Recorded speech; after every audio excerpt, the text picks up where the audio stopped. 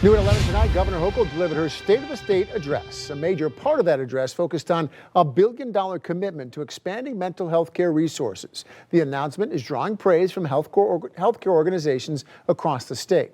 In a statement tonight, St. Joseph's Hospital in Syracuse wrote, as one of the largest providers of mental and behavioral health services in the region, we're thrilled to see this portfolio of services receive the attention it deserves. We look forward to learning more about these proposals and again thank the governor and her administration for finally placing these programs front and center. Tonight, our Laura Lagarde is taking a closer look into that care and how additional resources could be used. One local lawmaker told me the transformative mental health plan that the governor is aiming for is a huge investment that has been needed to handle a serious problem that they've seen for years. Governor Kathy Hochul gave her State of the State address detailing some of the important issues she plans to invest in for her term as governor. This includes crime, inflation, clean energy, bail reform, and mental health. The mental health need is only growing. So we've got to address it now in the hopes that we can get in front of it. And if we don't address it now, that problem is going to persist and impact many other systems for a long period of time. The state plans to increase the capacity for inpatient psychiatric treatment by 1,000 beds and add 3,500 housing units serving individuals with mental illness. Senator John Mannion calling this an investment that has been needed to address a serious problem, especially in central New York. Over the last decade, we've lost psychiatric beds.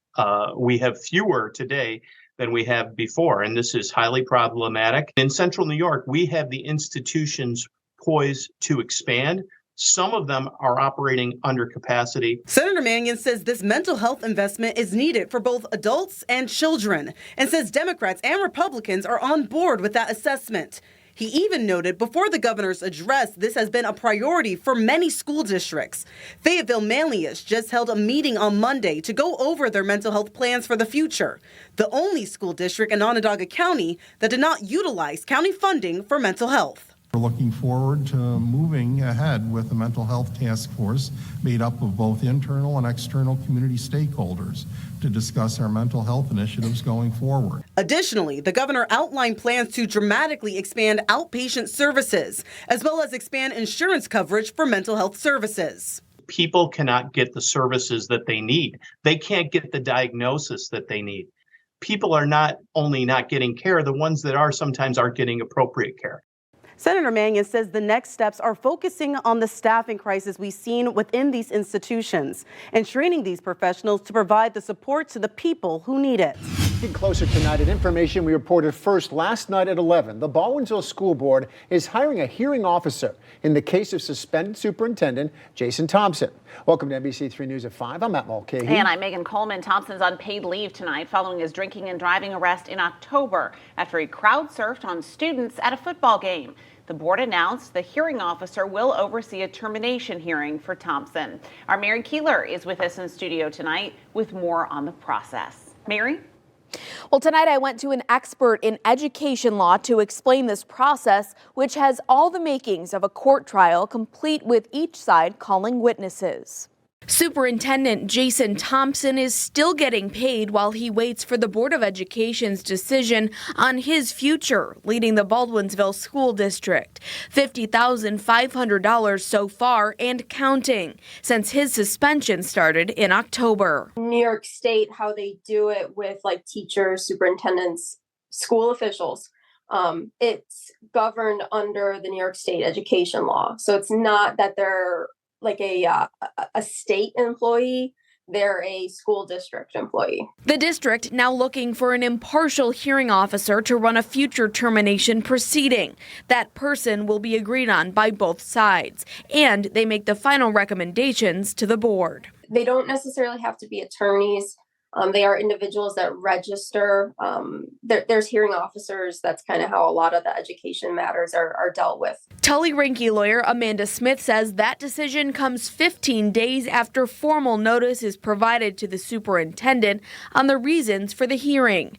So what's next? A pre-hearing to go over logistics, then the official hearing, followed by a decision from the school board. They hired him and they can fire him too. Each side can call witnesses and even cross-examine them. It depends a lot on that superintendent if they have a specific carve out for termination in their contract. So sometimes they negotiate maybe that there's certain circumstances where there's a mutual agreement, or if that superintendent wants to leave as opposed to being removed. Smith says that final decision has to come within 30 days of the last hearing and will be made public. If he's removed, you're definitely going to know that they will have to release that. There are also requirements where if he is removed, they have to report it to the commissioner. And I went back to Jason Thompson's employment contract, which does have that stipulation about a mutual agreement in it. So we could hear and see the full hearing process or a deal done before that. That lawyer also telling me the hearings themselves will be private. The board president says the community will know as soon as a hearing officer is chosen by both parties.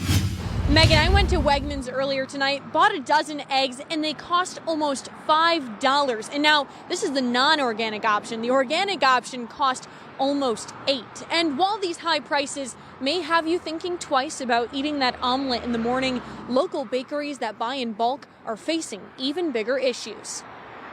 Throughout the last few years, prices at Mario's Bakery have had to increase due to the rising price of ingredients. Everything has gone up, will continue to go up, and that's anybody who says anything different is not being truthful. Egg prices alone have skyrocketed, the price of a dozen eggs more than doubling in some parts of the nation. And for Mario's, they've had to think about what sweet treats just aren't worth it. My perception is that there's a ceiling on every item that we sell. No one has to come here to live. So we've come to the conclusion if something is just too costly to make and the market doesn't bear the price structure, that we just can't afford to make it. Some ingredients can be replaced, while others offer no substitution. You know, when the prices go up, they're not coming back down. So we're so hesitant to change pricing. However, like with the egg specifically, we have no alternative. Customers at the bakery have been understanding of the price increases so far. They see signs like this one when they walk into the grocery store. And like rising home prices because of construction material costs, in the end, D'Imperio says it's all about business decisions. If the competitors aren't changing their pricing, then they're doing something wrong. Somebody's not paying attention. I mean, if you don't raise your prices accordingly, responsibly, correctly, then you're going to work harder to lose money faster and go out of business sooner. It's just that simple. Egg prices have started to go down in other states like Utah, according to their Department of Agriculture and Food. But here in New York, there's currently no data to back up when egg prices are going to go back down.